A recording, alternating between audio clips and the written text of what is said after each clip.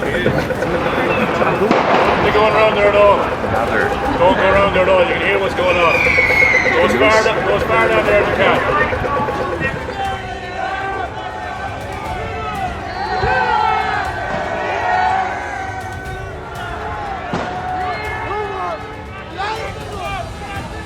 Westminster is vibrating, not from the usual political theatre, but from the sound of a government tearing itself apart from the inside. At exactly 5:15 p.m, the Whitehall varnish finally shattered. Keir Starmer, the man who promised to restore trust, is currently watching his own Labour MPs launch a devastating no-confidence vote against him. This isn't an attack from the opposition, it is a rebellion from the people who campaigned for him. The trigger? A secret Brexit reset with Brussels that critics are calling the ultimate sovereign capitulation. From the fishing waters of Grimsby to the courtrooms of Strasbourg, the verdict is in. The Prime Minister is fighting for his life, and the knives aren't just out, they are already in motion. To understand the fury in the chamber, you have to look at what was signed behind closed doors. Leaked documents reveal a deal that hands control of British fishing rights back to EU vessels until 2038. It reintroduces the oversight of the European Court of Justice, effectively putting foreign judges back in charge of British laws. To the fishing communities of Hull and Plymouth, this isn't diplomacy, it's a surrender of the very sovereignty they voted for. Labour MPs from Red Wall seats, once Starmer's loyalists, are now leading the charge. They aren't just calling it a mistake, they are calling it a betrayal of the working people. Inside the corridors, the vultures, names like Angela Rayner and Wes Streeting, are already being whispered as potential successors. The scenes inside the House of Commons were described as pandemonium. Witnesses saw a Prime Minister losing his composure, slamming his fists as the people he once called allies ran out of the chamber in shame. When the vote was finally counted, Starmer survived, but only by a handful of votes. In the newsroom, we call this a mortal wound. He is now a zombie leader, stripped of all authority, commanding only pity and contempt. Every policy he proposes from this moment on will be met with a security cordon of skepticism. The unity he promised was a fantasy, replaced by a party at war with its own grassroots. While Labour implodes, Nigel Farage and Reform UK are circling like predators. Farage has branded Starmer the greatest Brexit betrayer in history, and the polls are reflecting that sentiment. In constituencies that should be safe for Labour, the red wall is crumbling again. The public sees a leadership that would rather satisfy Brussels than the families in Hartlepool. Market confidence is wobbling, the pound has dipped. The government is no longer governing, it is simply trying to survive the next 10 minutes. Keir Starmer may still be in number 10, but the authority has left the building. The no-confidence vote was supposed to bring clarity, but it has only exposed a terminal system failure. The curiosity of the viewer shouldn't be about whether he survived today, but how he expects to lead tomorrow. A leader who survives by a thread is a leader who is already gone. The hurricane in Westminster has only just begun, and the last orders for this administration have been called.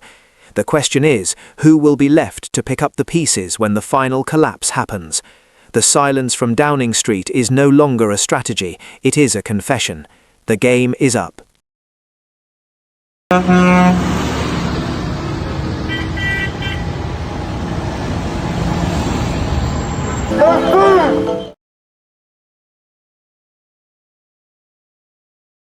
Current headline on Sky News. They arrived before dawn, long before London had even rubbed the sleep from its eyes. In the freezing rain, wrapped in heavy coats and determination, thousands of farmers moved steadily toward Whitehall. Within minutes, the polished calm of government territory cracked. The street where Britain's biggest decisions are signed and stamped suddenly belonged to the countryside. Tractors lined the avenues, boots stomped through the puddles. Placards rose into the winter light like warning signs from a nation pushed too far. And here is the unsettling truth. For the first time since taking power, Sir Keir Starmer's government looked genuinely shaken. What unfolded today was not a symbolic demonstration. It was a revolt, disciplined, furious, and unmistakably personal. The spark was simple, inheritance tax, but the fire it lit exposed something far deeper. Whitehall echoed with chants so loud the windows shuddered.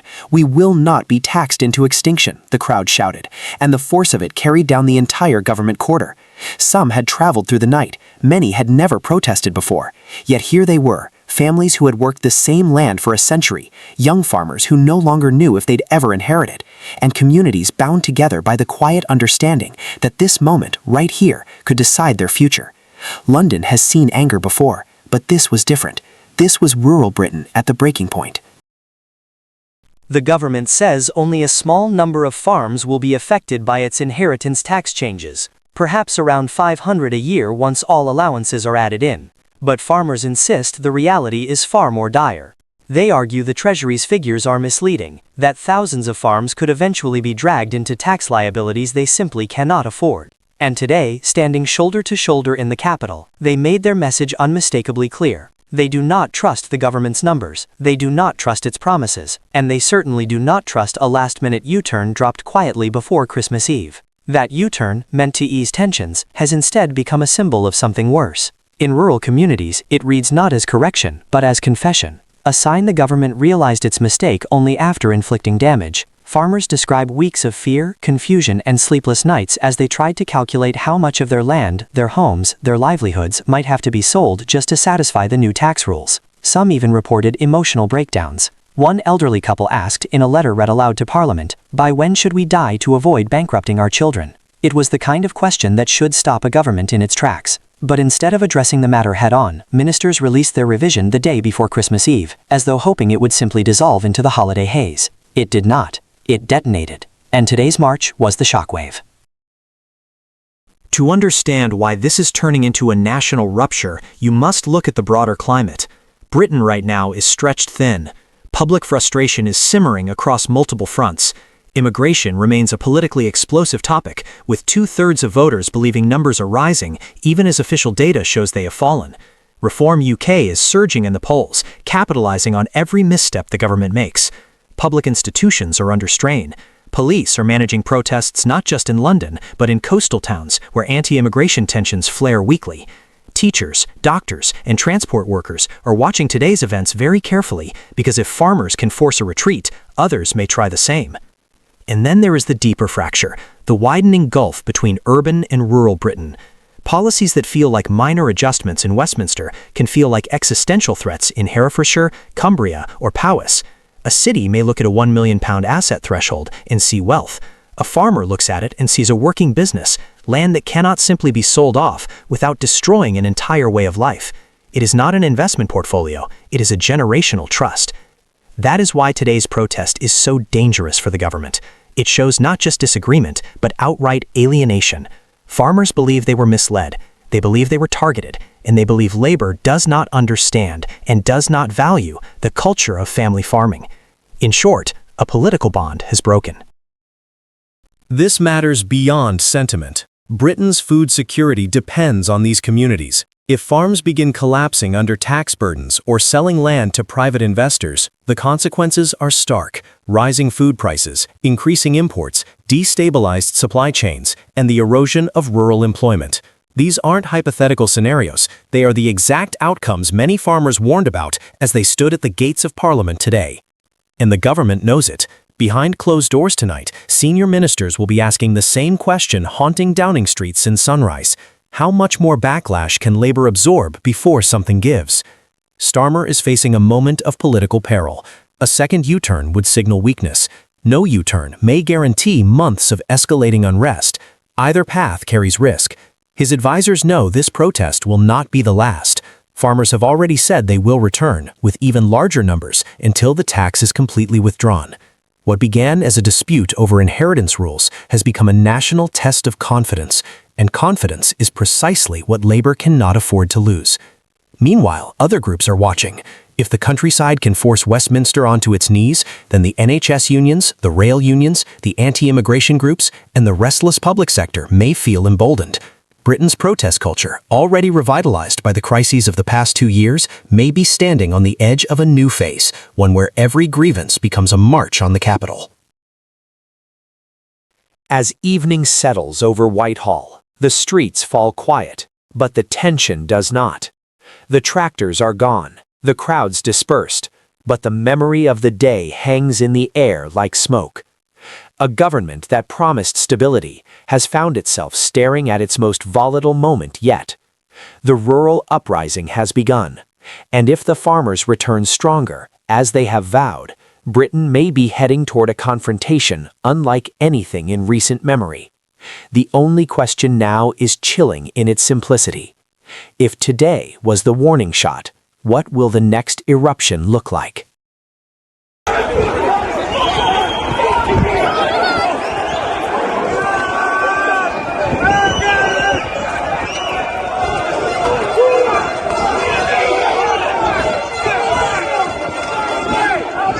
London is becoming a battleground for conflicts that were never Britain's to fight. A capital city pulled into the orbit of overseas wars. Lives put at risk not by British extremists, but by the long reach of foreign regimes. And the warning that now echoes through Westminster is brutally direct. British lives are in danger. That message came from Iranian protesters, who say they are fighting not only to free their own country, but to save the UK from an Islamist threat they believe is already operating on British soil. Their plea exploded into the public consciousness on a winter night in Kensington, the night Britain discovered that its streets were no longer neutral ground. It began with shouts, flashing lights, and a barricade pushed to its limit outside the Iranian embassy. Protesters gathered to challenge the Islamic Republic and to raise the flag their families are banned from flying at home. When a young man climbed the facade to replace the regime's emblem, police surged forward. What happened next still divides the city. Officers say they were provoked. Protesters say they were kettled without warning, crushed between metal barriers and the iron fence of Hyde Park. People scrambled up stone walls just to breathe. Elderly men were knocked down, several were left with broken bones, 13 arrests turned into 14, and the emotion that swept through the crowd wasn't defiance, it was fear. But it didn't end at the barricades. Activists say police followed injured protesters to hospital, detained them in waiting rooms, and treated them as suspects rather than victims. To them, this wasn't policing, it was intimidation, and it looked, they said, uncomfortably similar to the regime tactics they fled. What turned this into a national alarm was not the clash itself, but what followed.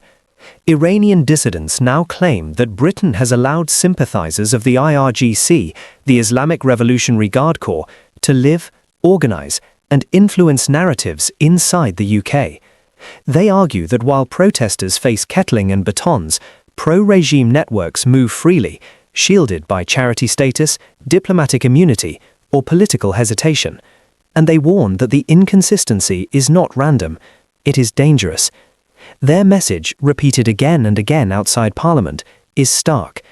If Britain cannot protect the people who fled a regime, how can it protect itself from the regime's reach?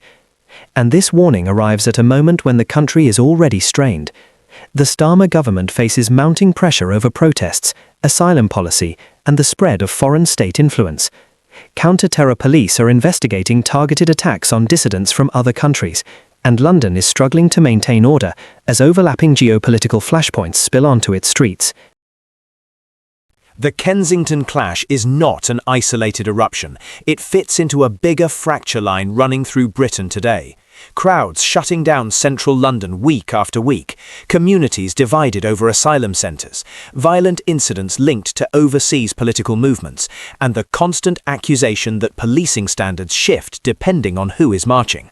London has always been an international city, but now activists say it is becoming something darker, a staging ground, a place where foreign governments test influence, where rival exiles confront each other, where domestic policing is caught between public safety and international pressures.